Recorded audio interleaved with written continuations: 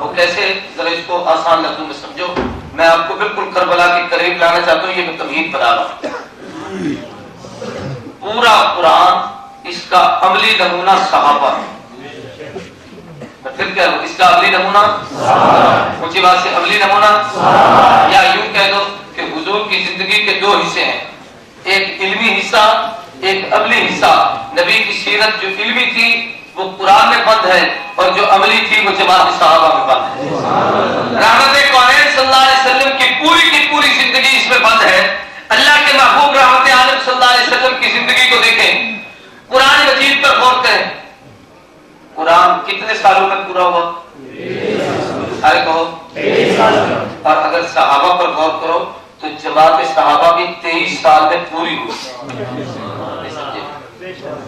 جب سے قرآن آنا شروع ہوا، اقرا بسم ربک الذی خلق، اس وقت سے صحابہ آنا شروع ہوئے.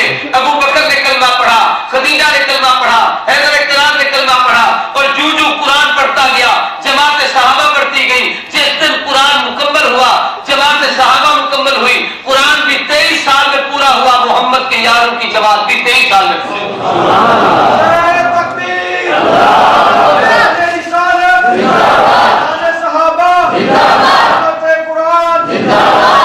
پھر غور کرو، پورے قرآن مجید کی صورتیں دو قسم کی ہیں، یا مکی ہیں یا مدنی ہیں.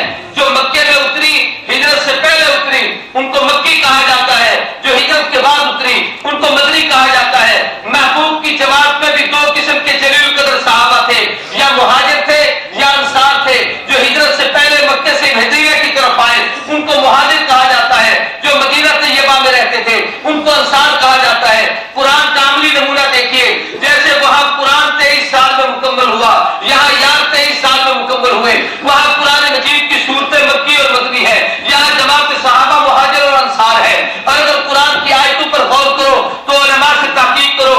قرآن مجید کی آیتیں دو قسم کی ہیں، محکمات اور متشابہات. قرآن کی آیات محکمات وہ ہے جو اللہ نے محبوب پر اتاری اور ان میں کھلے ہوئے مسائل بیان کیے. اقیموا الصلاۃ، نماز قائم کرو. آتوا الزکوٰۃ، زکات ادا کرو. اقیموا الحج والعمرۃ للہ، حج و عمرہ کرو. اقیموا الصیام، روزوں کو پورا کرو. احل اللہ البیع وحرم الربا، بیع حلال ہے سود حرام ہے. یہ احکامات قرآن مجید نے بیان کیے ہیں. تو میں سمجھانا چاہتا ہوں کہ قرآن مجید کا ایک وہ حصہ ہے جس میں محکمات کھلے ہوئے مسائل ہیں. ایسے ہی ایک وہ حصہ ہے جس میں آیات متشابہات ہیں کہ ان کو سمجھنا کسی کے بس کی بات نہیں، اور اس آیت کا مفہوم اس کی تہ تک پہنچنا ہر ایک کے ذمے نہیں. بلکہ قرآن نے متشابہات کے متعلق کہا ہے کہ متشابہات آیات وہ ہیں جن پر ایمان لانے کا حکم ہے، ان کو پڑھنے کا حکم ہے، ان کو اللہ کا کلام سمجھنے کا حکم ہے. اس کے پڑھنے پر اجر و ثواب بھی ملے گا، لیکن اس آیت پر بحث کرنے کی اجازت نہیں. غور سے سمجھو، خدا کے لیے مسئلہ سمجھو. مثلا قرآن مجید کی ایک آیت ہے، یوم یکشف عن ساق، قیامت کے دن اللہ اپنی پنڈلی ظاہر کریں گے. تو اب یہاں کوئی اس پر ہی سوچنا شروع کر دے، بھئی اللہ نے کچھ شلوار پہنی ہوئی ہے تو اس کو اوپر کریں گے اور رب کی پنڈلی ظاہر ہو. پھر اللہ کا کوئی جسم ہے، وجود ہے میری آپ کی طرح جسم ہے کہ اللہ اپنی پنڈلی کو ظاہر کرے گا. پھر رب کی پنڈلی کا کیا تصور ہوگا، کیسی ہوگی. اب یہاں حکم یہ ہے کہ اس کو قرآن کی آیت پہ سمجھو، اس کو ثواب کی نیت سے پڑھو بھی صحیح، اس پر پڑھنے پر اجر بھی ملے گا، لیکن یہ متشابہات میں سے ہے، اس پہ بحث کرنے کی اجازت نہیں، الجھنے کی اجازت نہیں. قرآن نے منافقوں کی ایک نشانی بتائی ہے. اللہ کہتے ہیں فَأَمَّا الَّذِينَ فِي قُلُوبِهِمْ زَيْغٌ، جن لوگوں کے دل میں تجربی، بیماری، منافقت، بےایمانگی، الحاد، کفر، بے دینی ہوگی، وہ محکمات پر عمل نہیں کریں گے، متشابہات پہ بحث کرنا شروع کر دیں گے.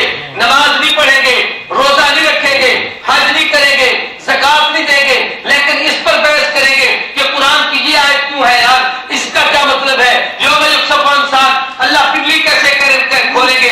تبارک الذی بیدہ الملک، اللہ کے ہاتھ میں کیسے ملک ہے. اللہ کا کوئی ہاتھ ہے، اللہ کی کوئی ہاتھ ہے، اللہ کسی چیز کو یوں پکڑتے ہیں. اس پر الجھنا شروع کریں گے، اسی پہ سوال جواب کریں گے.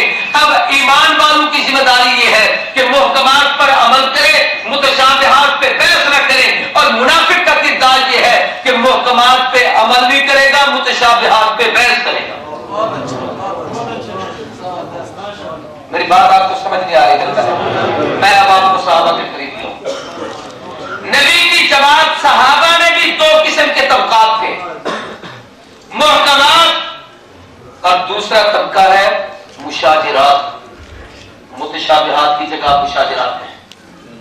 محکمات صدیقی دور، محکمات فاروقی دور، محکمات عثمانی دور، متشابہات یا مشاجرات حیدر اقتدار کا دور۔ پوری توجہ سے بات کو سمجھنا، ایمان والا وہ ہے جو محکمات پر عمل کرے، مشاجرات پر بحث نہ کرے، ایمان لے آئے، ان کو صحابی بھی مانے، خلیفہ بھی مانے، برحق بھی مانے، ان کی سے محبت بھی کرے، ان پر ایمان لانا ایمان کا حصہ ہے، ان کو ماننا ایمان کا حصہ ہے، ان کا احترام ایمان کا حصہ ہے۔ منافق کی نشانی یہ ہے کہ وہ محکمات کو چھوڑ دے گا، صدیق عمر عثمان علی عثمان ان پر عمل کرنا نہیں، ان کو ماننا نہیں، متشابہات اور مشاجرات پہ بحث، علی اور معاویہ لڑے کیوں تھے، اختلاف کیوں ہوا تھا، اس نے یہ کام کیوں کیا، اس نے یہ کام کیوں کیا، اس نے ایسا کیوں کیا، اس نے ایسا کیوں کیا۔ یہاں پر قرآن کی آیات کو سامنے رکھ کر صحابہ کو سمجھیے، جیسے قرآن میں قانون یہ ہے محکمات پر عمل کرو، متشابہات پہ بحث کی اجازت نہیں۔ نبی کے صحابہ کے متعلق بھی قانون یہی ہے کہ جن کی زندگی واضح اور کھلی ہوئی کتاب ہے اس پر عمل کرو، جن کا آپس میں کوئی اختلاف تمہیں سمجھ میں آئے اس پر بحث کی اجازت نہیں، دونوں کا احترام بھی کرو، دونوں پر ایمان بھی لاؤ۔ اگر اس میں اختلاف کرو گے یہ منافقت کی علامت ہوگی، ایمان کی علامت نہیں ہوگی۔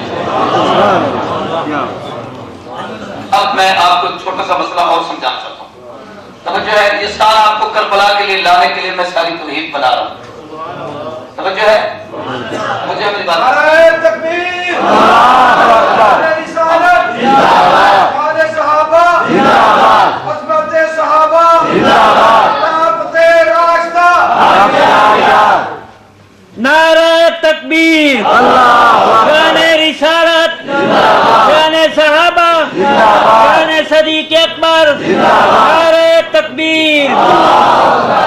دیکھیں اب ایک بات بڑی عجیب آپ کے ذہن میں خلش پیدا ہو رہی ہوگی کہ خلیفے تو چاروں پر حق ہیں، مولوی صاحب نے 3 کو محکمات کہا، چوتھے کو متشابہات یا مشاجرات میں کیوں لے گیا جبکہ وہ بھی پر حق ہے؟ تو میں اس پر ایک مسئلہ سمجھانا چاہتا ہوں آپ کو۔ وہ مسئلہ یہ ہے کہ حضور اکرم صلی اللہ علیہ وسلم نے امت کا جج کس کو بنایا تھا؟ سارے کہو۔ اگر علی کے زمانے میں اختلافات نہ ہوتے تو مسائل کون سمجھاتا؟ جج کی ذمہ داری تھی کہ یہ مسائل حل کرے اور سمجھائے۔ صدیق کے زمانے میں اختلاف اگر ہو جاتا، فاروق کے زمانے میں اگر یہ اختلافات ہوتے، عثمان بن عفان کے زمانے میں اختلافات ہوتے اور وہ کسی مسئلے کو حل بھی کرتے تو کہنے والا کوئی یوں کہتا یہ کوئی قاضی تھے، یہ کوئی امت کے جج تھے؟ اللہ کی تقدیر کا فیصلہ تھا کہ صدیق محکمات پر عمل کرے، کہ نماز پر مسائل پر امیر حج بھی بنے، نماز کو بھی قائم کیا، زکات کا مسئلہ بھی حل کیا۔ عمر بن خطاب کا دور یہ محکمات کا زمانہ، عثمان کا دور یہ فتوحات اور محکمات کا زمانہ، مگر جب علی کا زمانہ آیا تو علی اور معاویہ کا اختلاف ہوا تاکہ امت کو اختلاف میں کیا کرنا چاہیے وہ مسئلہ سمجھ آئے، اور وہ سمجھایا حیدر نے۔ سارے کو سمجھایا کس نے؟ اونچی بات ہے کہ یہ سمجھایا کس نے؟ علی بن ابی طالب سے ہی سمجھ آئے گا کیونکہ امت کے قاضی اور جج ہیں۔ اس کی میں مثال دیتا ہوں آپ۔ سیدنا علی رضی اللہ تعالیٰ کے عہد خلافت میں جو حضرت امیر معاویہ اور حضرت علی کے درمیان اختلاف ہوا، اس اختلاف میں حضرت طلحہ رضی اللہ تعالیٰ عنہ شہید ہوئے، اور یہ بہت بڑے ذی القدر صحابی